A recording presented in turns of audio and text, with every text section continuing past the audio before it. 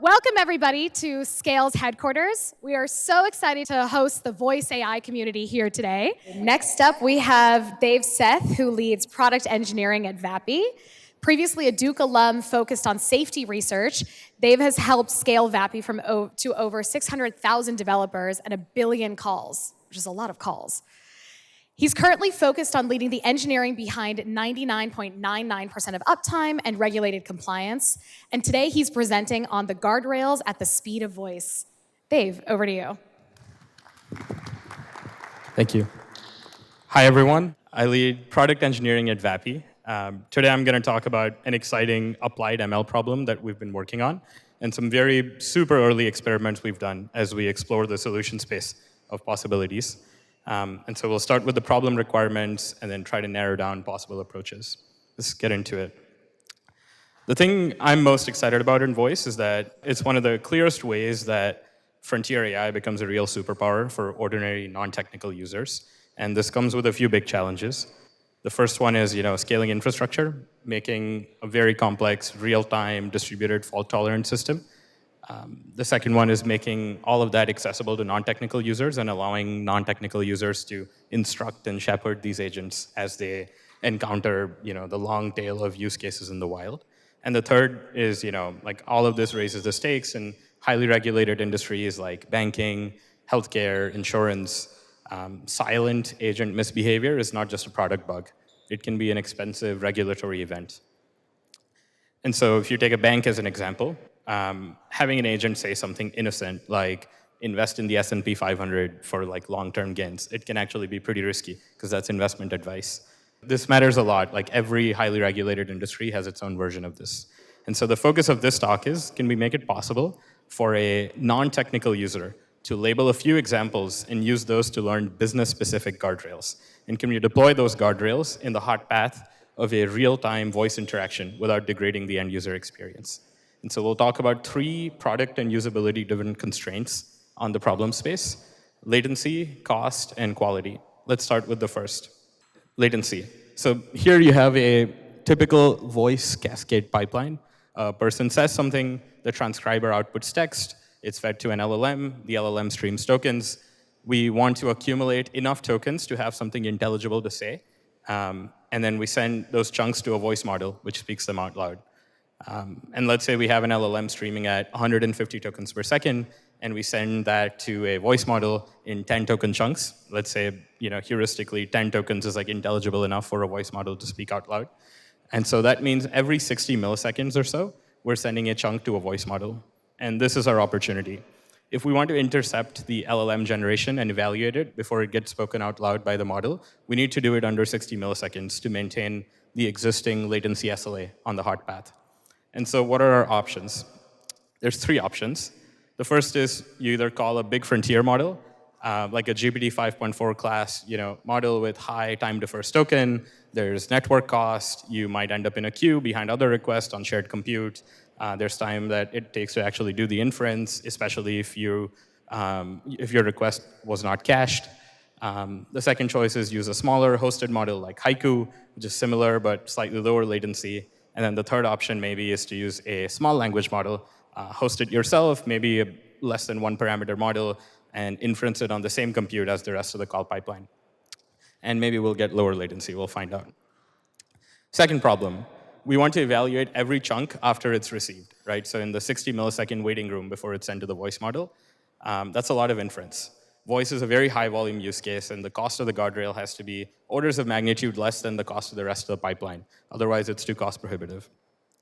And this is something we can only achieve by going smaller, right? So the small language model looks appealing here, as it did for latency. Third problem is about personalization. Every business thinks about compliance differently. The model enforcing compliance can't be static across different use cases, and not even across different agents at the same business, right? A bank needs certain things, healthcare needs their own guardrails, even intangible stuff that's not necessarily regulatory, like Disney cares about the Disney voice and the Disney magic in their interactions with customers, right? These things can't always be easily expressed in a prompt. It's much easier for a product manager or marketer or lawyer to train them through examples. And so a few approaches here, right? One is prompt engineering. This requires continuous work, validation, eats into the context window, is hard for small language models to encode negative examples. They have much lower accuracy for negative examples. The other option is fine-tuning. This is expensive at scale. If we have millions of agents, and there's a very low barrier to creating a new agent, sometimes agents are spun up on the fly for a specific call or a specific customer, and we can't really persist like full model weights for each of the millions of models.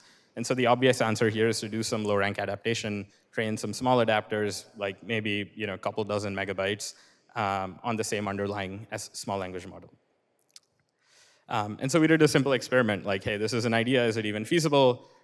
What are the constraints, right? So we picked two small models, two checkpoints of the Qwen 3.5 model that just came out this month, 0.8b and 2b. We set up a binary classification task. Hey, is this input compliant or not compliant? We do some low-rank adaptation on different data set sizes. And then we try to do some high-speed inference to see if it fits the latency budget. And so here are some results, right?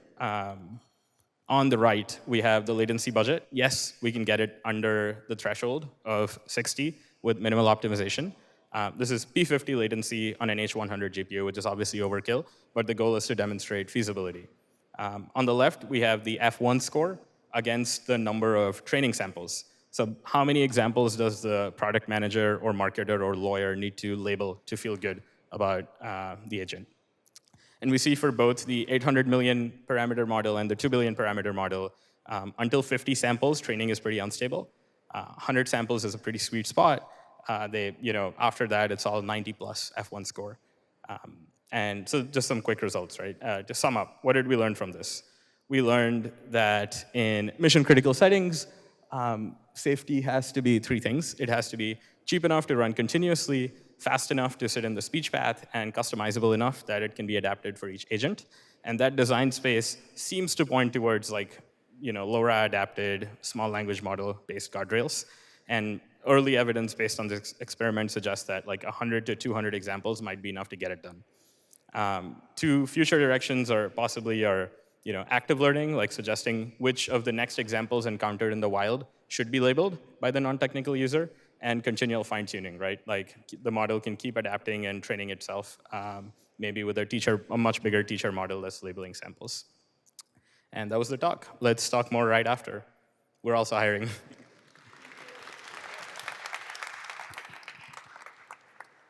I want to ask the future direction, like continual fine-tuning. If we keep on doing it, then there's a risk of catastrophic forgetting, right? Yes, how do you think that can be avoided or something? That's right. That's a great question. Were you gonna? Yeah. So I think there's two answers. One is because I think with LoRa, the risk of catastrophic forgetting is actually lower because you freeze a lot of the weights and you do very surgical changes.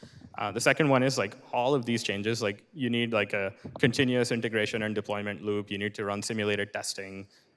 This is something we do in our product where you can spin up thousands of simulated calls, have agents talk to each other in specific synthetic scenarios and see how they perform. And so, you would definitely need, to prevent sort of runaway effects, you would definitely need that iteration loop and constant validation. Okay, awesome. Thank you, Dave. Thank you all.